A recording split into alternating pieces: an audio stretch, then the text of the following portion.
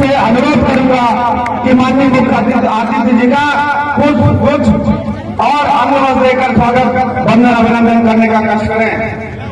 माननीय आपके क्षेत्र के लोकप्रिय विधायक आदरणीय गिरीश गौतम जी से अनुरोध है कि माननीय चीफ गेस्ट का स्वागत वंदन अभिनंदन करने का कष्ट करें। आदरणीय राजेंद्र शुक्ल जी मध्य प्रदेश के उप मुख्यमंत्री जी से अनुरोध है कि आदरणीय जी का पुष्प से स्वागत करने का कष्ट करें।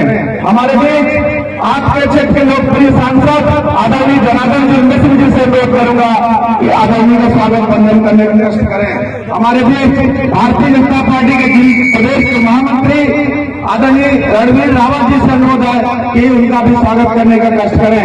हमारे बीच मऊगंज के सम्मानित विधायक उपस्थित है आदरणीय प्रदेश पटेल जी, उनसे भी विनती है कि मुख्य अतिथि का स्वागत करने का कष्ट करें।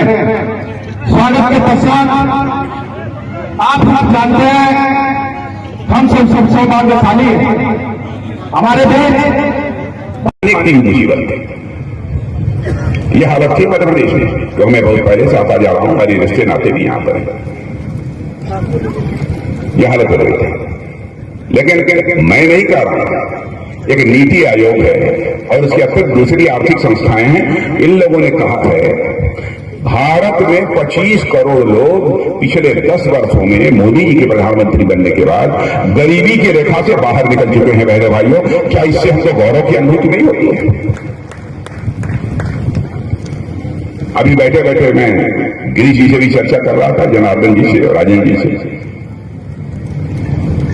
5-5 लाख का 5-5 किलो राशन ये मुफ्त में मिल रहा है।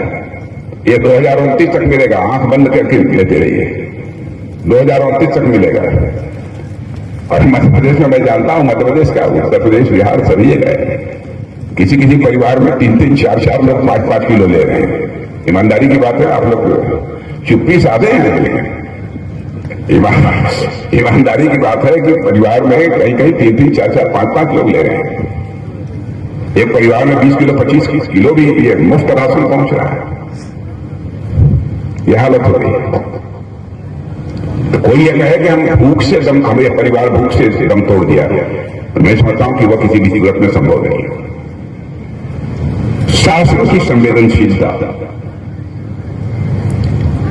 बड़े परिवारों के भी माताएं बहनें यदि गैस सिलेंडर से खाना बनाती हैं,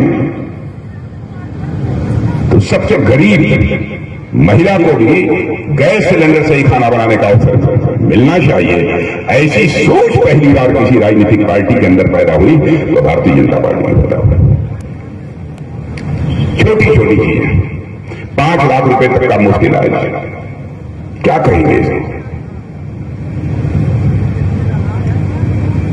ये कोई सामान्य बातें नहीं है, बहुत सारी ऐसी चीजें हैं। सब मिलाकर मुझे कहना हो तो मैं कह सकता हूं बहनों भाइयों कि हमारी मोदी जी की सरकार का ट्रैक रिकॉर्ड ये बहुत ही शानदार रहा हो गया।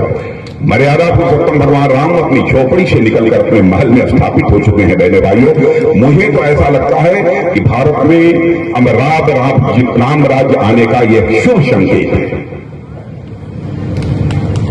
राम राज्य हम कहते किसे?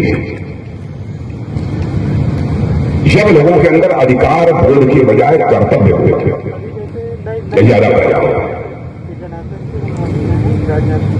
और आपने देखा कि सारा संकट रामायण काल में भी खड़ा हुआ था कैकेयी के कारण ही, क्योंकि उनके अंदर अधिकार बोध ज्यादा पैदा हो गया था, कर्तव्य बोध नहीं था। शेष लोगों ने तो अपने कर्तव्य का ही निर्वाह किया था। मुझे ऐसा लगता है हम लोगों ने कहा था धारा 370 समाप्त कर देंगे, चुटकी बजाकर समाप्त कर दिया। अब ट्रिपल तलाक, लोग कहते हैं साहब भाजपा वाले हिंदू मुसलमान की बात करते हैं।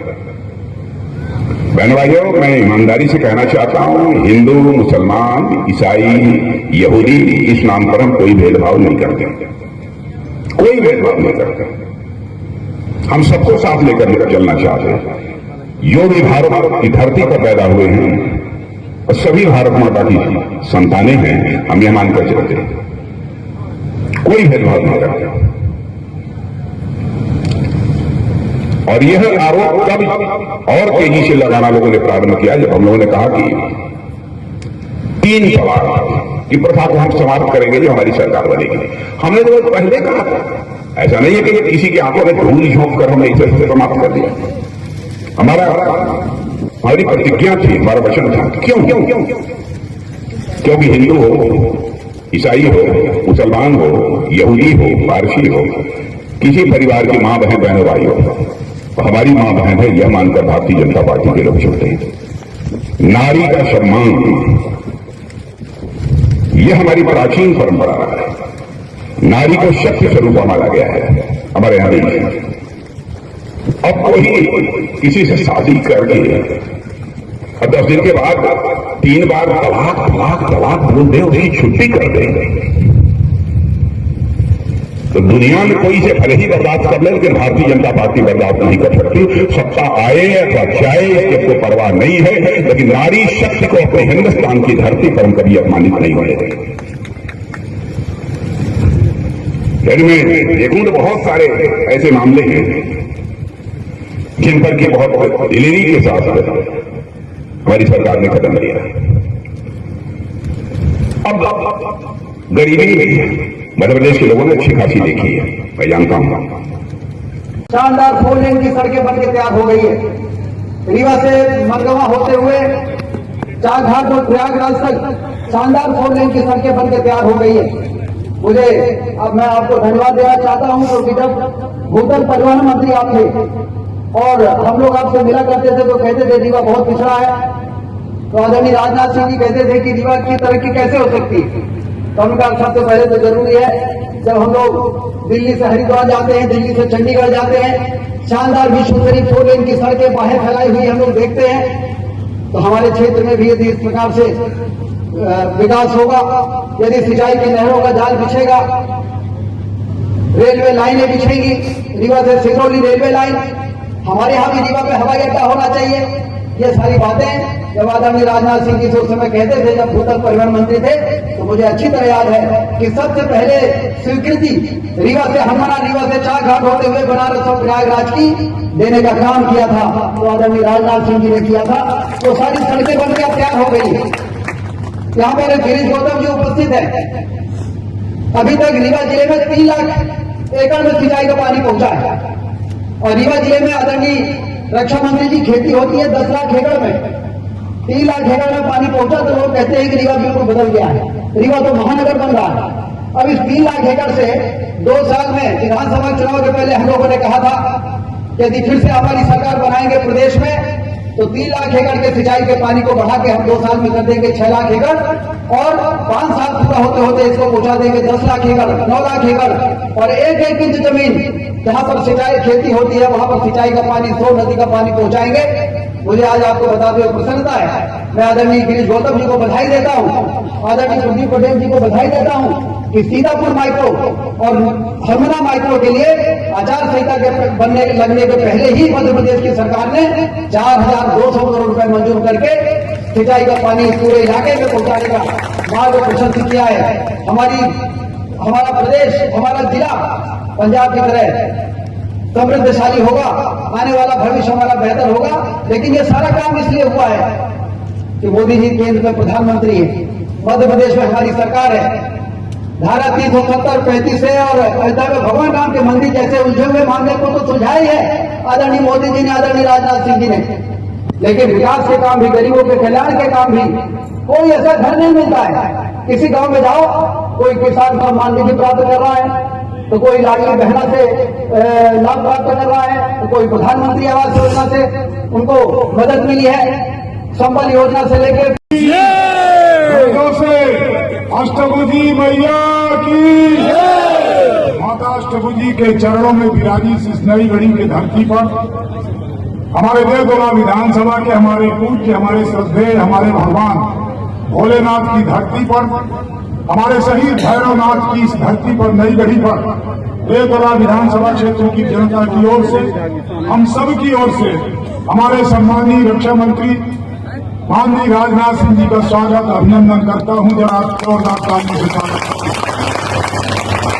मैं ज्यादा लंबा चौड़ा भाषण नहीं करूंगा क्योंकि मैं आपको सुनने आया, केवल इतना भरोसा जरूर देना चाहता हूं, इस देवगोला विधानसभा क्षेत्र के भीतर हमने एक नारा दिया है, इस बार विधानसभा 1.5 के भीतर हमारे लोकसभा में 1 लाख वोट हम पार करेंगे।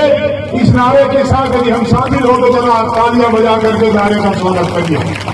वैसे भी जाता हूं, एक छोटा सा संक्षेप में गणित आपको बता देता हूं।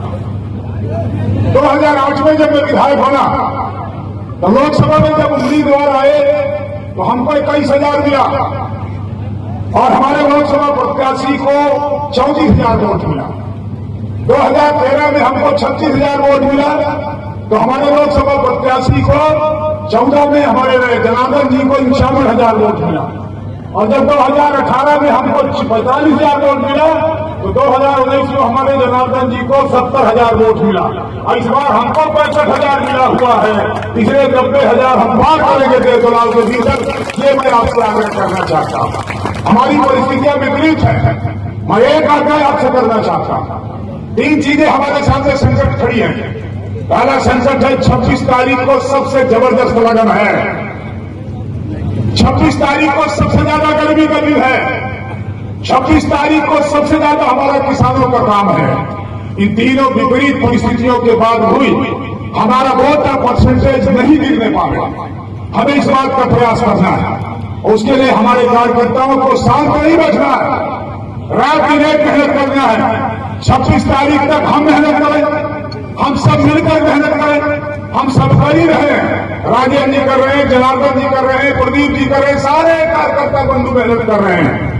अब हमारे कार्यकर्ताओं की भी जिम्मेदारी है, हम सब मिलकर के मेहनत करें, एक एक वोटर को जागरूक करें, उसे पोलिंग तक पहुंचाने का काम करें। हमें दूसरे मतदान केंद्र तक